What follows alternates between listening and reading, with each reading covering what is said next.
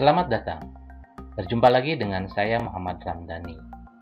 Pada video ini kita akan membahas tentang prategangan DC pada transistor BJT. Langkah yang pertama yang harus kita lakukan adalah pertama, tentukan ujung terminal dari BJT. Jadi di sini kita tuliskan basis, kemudian emitter, kemudian kolektor. Yang kedua, tentukan jenis transistor tersebut. Tentukan jenis transistor. Jadi kalau kita lihat di sini adalah jenisnya adalah P, di sini N, di sini P. Karena arus mengalir dari emitter ke basis. Di jenis transistornya adalah PNP. Ketiga, tentukan arah arus pada masing-masing terminal. Jadi sini kita tuliskan arus emitter, kemudian karena arus emitter sama dengan arus basis ditambah arus kolektor, maka arus kolektor ini keluar dan arus basis pun demikian ini keluar. Yang keempat, asumsi transistor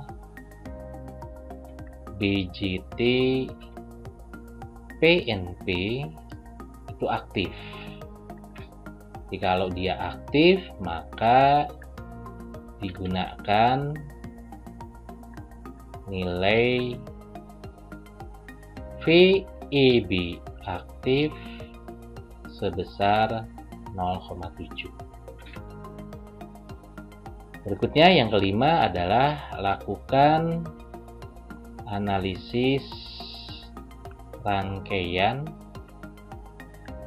di mana melewati basis emitter ataupun emitter basis.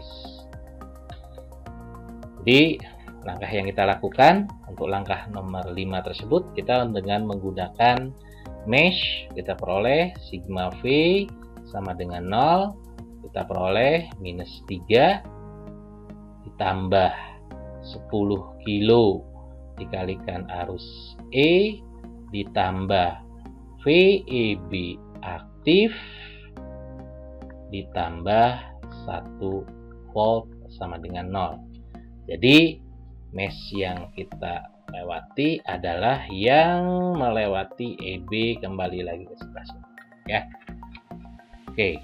Kemudian kita tuliskan di sini akan kita peroleh IE sama dengan 3 dikurangi 1 dikurangi 0,7 karena VEB aktif 0,7 dibagi 10K. Maka kita akan memperoleh besarnya itu adalah sebesar 3 dikurangi 1 dikurangi 0,7 kemudian dibagi 10, kita akan memperoleh 0,13 miliampere. Berikutnya kita lihat untuk membuktikan bahwa dia bekerja pada daerah aktif, maka di sini kita akan memperoleh kita dapatkan parameter yang lain terlebih dahulu. IE itu sama dengan IB ditambah IC atau kita gantikan IB ditambah beta IB itu sama dengan 1 ditambah beta IB. Maka IB di sini kita peroleh IE dibagi dengan 1 ditambah beta. IE-nya 0,13 mA dibagi dengan 100. Kita peroleh besarannya itu adalah sebesar 0,0013 mA. Kemudian dari sini juga kita akan memperoleh IC sama dengan beta IB. Betanya adalah 99 dikalikan IB-nya adalah 0,013 mA. Kita peroleh besarnya adalah sebesar 0,1287 mA. Dengan menggunakan node, kita akan memperoleh untuk mengetahui berapa besar potensial di E, kita akan memperoleh di sini kita peroleh plus 3, di sini adalah 10K, di sini adalah emitter, di sini adalah IE. Nah, dengan menggunakan node, kita peroleh besarnya IE itu sama dengan potensial tinggi 3 volt dikurangi potensial rendah di E dibagi dengan 10K. Kita peroleh IE-nya sudah kita peroleh tadi adalah sebesar 0,13 mA.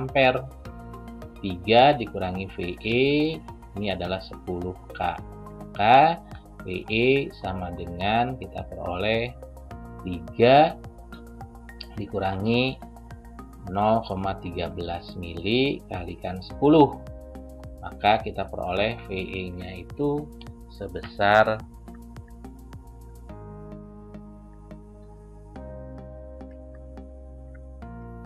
1,7 volt. Berikutnya lagi kita lihat untuk menghitung berapa besar potensial yang ada di C dengan menggunakan pendekatan yang sama tadi. Di sini adalah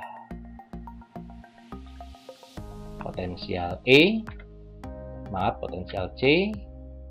Kemudian di sini 5,6K. Di sini adalah ground. Di sini adalah IC.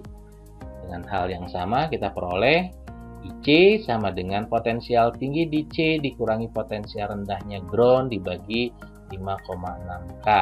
Maka potensial di C sama dengan 5,6K dikalikan IC. IC kita peroleh tadi besarnya adalah 0,1287 mA. Maka kita peroleh VC-nya itu sebesar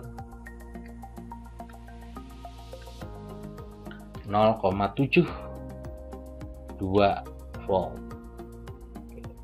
Kemudian kita lihat berikutnya itu adalah potensial di B. Potensial di B kalau kita lihat dari gambar tersebut, VB itu besarnya adalah potensial di B itu besarnya sebesar 1 volt. Nanti kita buktikan bahwa di sini kita lihat, kita perhatikan di transistor tersebut yaitu BJT PNP, maka harus kita peroleh bahwa kalau kita lihat di sini PNP ini emitter, ini basis, ini kolektor. Maka pada sisi emitter basis itu harus forward. Dimana kalau forward seperti itu, maka potensial di E harus lebih tinggi daripada potensial di basis. Sedangkan pada sisi kolektor terhadap basis, ini harus kita berikan reverse bias. Dengan reverse bias seperti itu, kita peroleh bahwa pada sisi basis, itu potensialnya harus lebih besar dibandingkan sisi kolektor. Maka dengan seperti itu, PNP, VE itu harus dibuktikan lebih besar dari basis. Ini untuk forward. Kita lihat VE-nya itu adalah 1,7. Sedangkan potensial basisnya sendiri itu adalah sebesar 1 volt. Maka ini adalah terbukti forward bias. Selanjutnya kita lihat, kita buktikan bahwa untuk reverse biasnya itu adalah potensial di basis itu harus lebih besar daripada kolektor. Kita lihat potensial di basisnya itu adalah 1, sedangkan kolektornya itu adalah 0,7. Ini adalah reverse bias. Terbukti ini adalah benar reverse bias. Sehingga daerah kerja dari transistor tersebut adalah aktif yang bisa kita fungsikan sebagai sebuah pengukur.